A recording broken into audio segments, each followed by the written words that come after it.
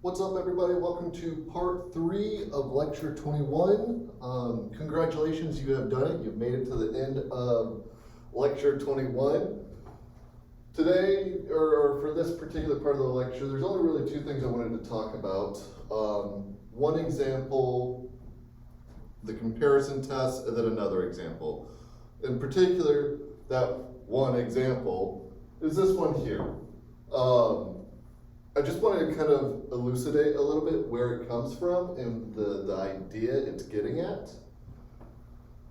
And really just to point out that this is the result of one of the properties of integration, of definite integrals. In particular, this is the result of that property that a function integrated from a to b is equal to the sum of two other integrals, one from a to c and the other one from c to b, given that c is in between a and b. So the idea of this particular example is just to show that that lets you do some other things that are convenient sometimes. So this example is looking at some integral of some function. You don't know what the function is.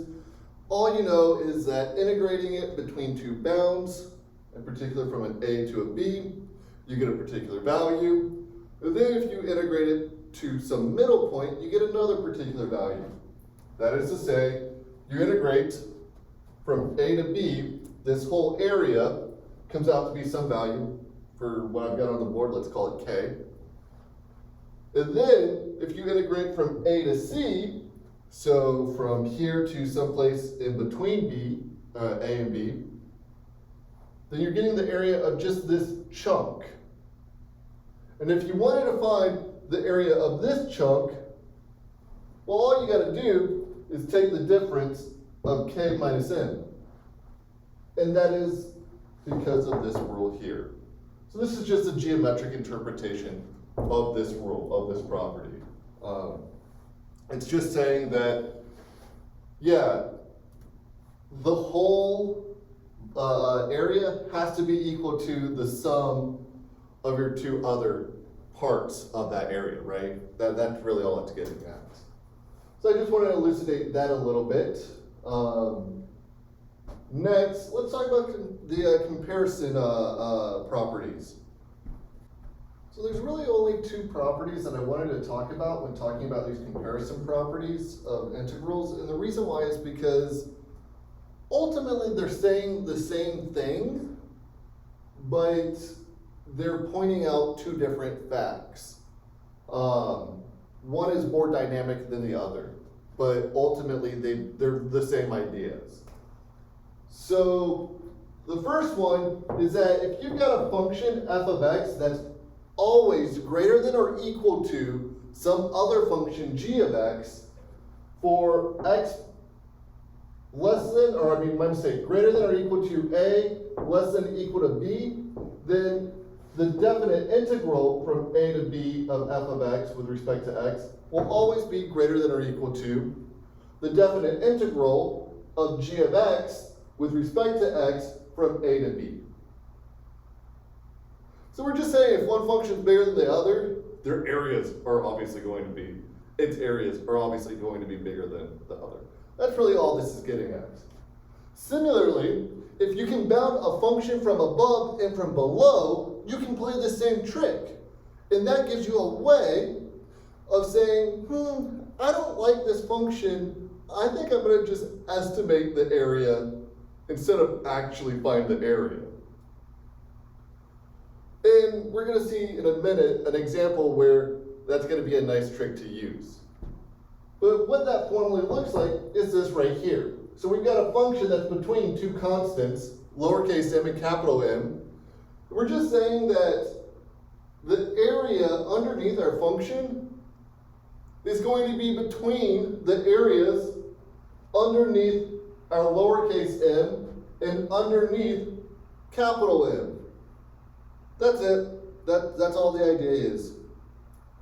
Now, to see an example of it, let's check out this one right here.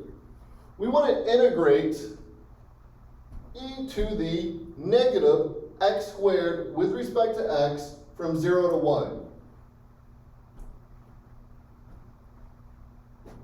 How are we going to do that? Well, I'm going to be perfectly honest with y'all. There's a trick to actually solving this that you could potentially figure out by the end of the semester, but we're not going to really talk about how to solve that, because that's going to be ugly. So by the end of the semester, I'm not really going to tell you how to actually evaluate this integral. I will, however, tell you how to approximate this bad boy. Because this thing, with everything we're going to learn for the rest of the semester, is going to be particularly difficult. There are some tricks, and you'll get to a place where eventually, sure, yes. But for now, we're just going to estimate it. Now think about what's going on in this function. This function here is the bell curve. It's bell curve E, I should say. It's always decreasing from 0 to 1, and we can see that just by taking the derivative of this thing, dx of e to the negative x squared is equal to, well, by the chain rule, we're going to get negative 2x e to the negative x squared. That's it, right? That's the derivative of that thing. And that derivative is always negative for any x value greater than 0. So for that reason, we know our function is always decreasing. So looking at this thing, you know, I think what this is telling us is that our function is going to be bigger when x is equal to 0. It's going to be its biggest, I should say, when x is equal to 0. And it's going to be its smallest when x is equal to 1. So we can use this now to bound our function. On the interval,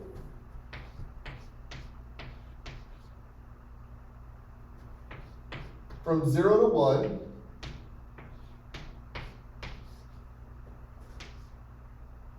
we have that e to the negative x squared is greater than or equal to e to the negative first power, and greater than, or I mean, my mistake, less than or equal to e to the 0th power, or just 1.